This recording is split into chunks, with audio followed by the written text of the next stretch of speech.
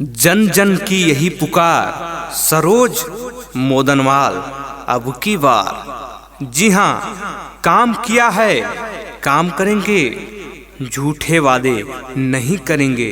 चुनाव चिन्ह कैमरा जिंदाबाद जिंदाबाद, कैमरा निशान जिंदाबाद जिंदाबाद। झगरू भैया जिंदाबाद जिंदाबाद, नैतिक भैया जिंदाबाद जिंदाबाद, दिनेश भैया जिंदाबाद जिंदाबाद, सरोज मोदनवाल जिंदाबाद जिंदाबाद, राम प्रसाद मोदनवाल जिंदाबाद जिंदाबाद। प्यारे भाइयों और बहनों, इस बार ग्राम प्रधान के चुनाव में चुनाव चिन्ह कैमरा पर अपना मोहर लगाकर सरोज मोदनवाल पत्नी राम प्रसाद मोदनवाल जी को भारी से भारी बहुमत से विजयी बनाएं। ना दारू से ना नोट से अब की बार जीतेंगे भैया प्रधानी, आपके प्यारे एक वोट से। राम प्रसाद मोदनवाल जिंदाबाद जिंदाबाद, राम प्रसाद मोदनवाल जिंदाबाद जिंदाबाद। जन जन का ये नारा है, अब की बार जिताना है, जन जन का ये नारा है, अब की बार जिताना है। आई लव चुनौआ ये भैया, हाथ जोड़ी पारिल भैया, सूरी के गया मतदान हो। आई लव चुनौआ ये भैया, हाथ जोड़ी पारिल भैया, सूरी के गया मतदान हो। हमें पूर्व प्रत्याशी राम प्रसाद मोदनवाल। ए भैया, आप सबके दिल से प्रणाम बा। और कैसे बा हो? हमें पूर्व प्रत्याशी राम प्रसाद मोदनवाल, राम प्रसाद मोदनवाल की अब की जीतैहा चुनौआ ये भैया। सबके दिल से प्रणाम बा।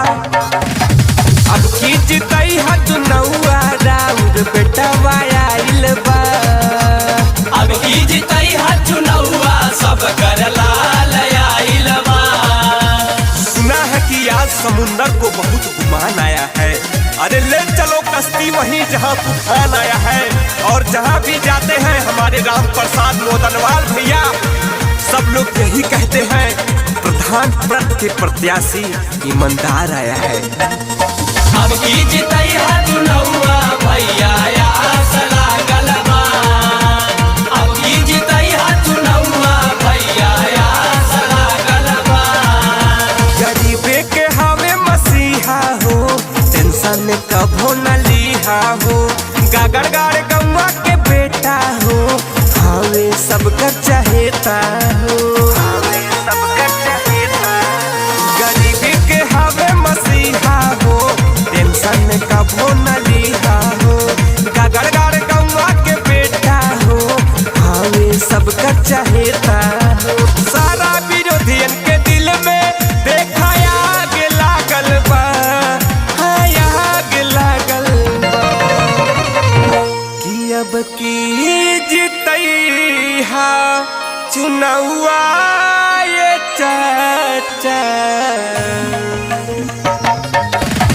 अब की जीतैहा चुनौआ, राउर बेटा आइल बा।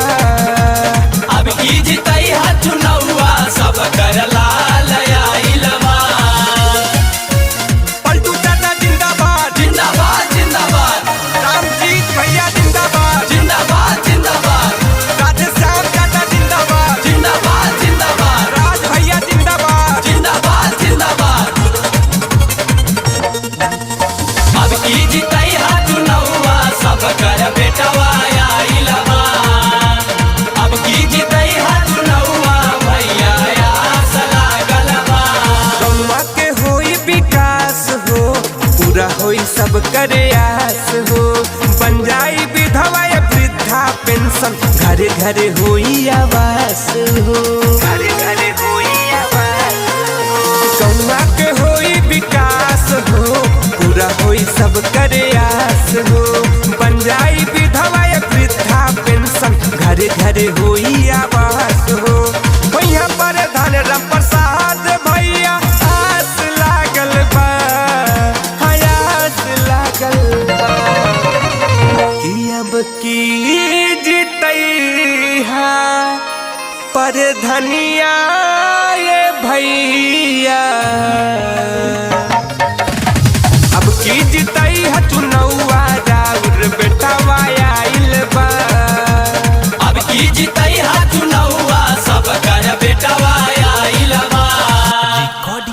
जन जन की यही पुकार, सरोज मोदनवाल अब की बार। जी हाँ, काम किया है, काम करेंगे, झूठे वादे नहीं करेंगे। चुनाव चिन्ह कैमरा जिंदाबाद जिंदाबाद, कैमरा निशान जिंदाबाद जिंदाबाद। झगरू भैया जिंदाबाद जिंदाबाद, नैतिक भैया जिंदाबाद जिंदाबाद, दिनेश भैया जिंदाबाद जिंदाबाद, सरोज मोदनवाल जिंदाबाद जिंदाबाद, राम प्रसाद मोदनवाल जिंदाबाद जिंदाबाद। प्यारे भाइयों और बहनों, इस बार ग्राम प्रधान के चुनाव में चुनाव चिन्ह कैमरा पर अपना मोहर लगाकर सरोज मोदनवाल पत्नी राम प्रसाद मोदनवाल जी को भारी से भारी बहुमत से विजयी बनाएं।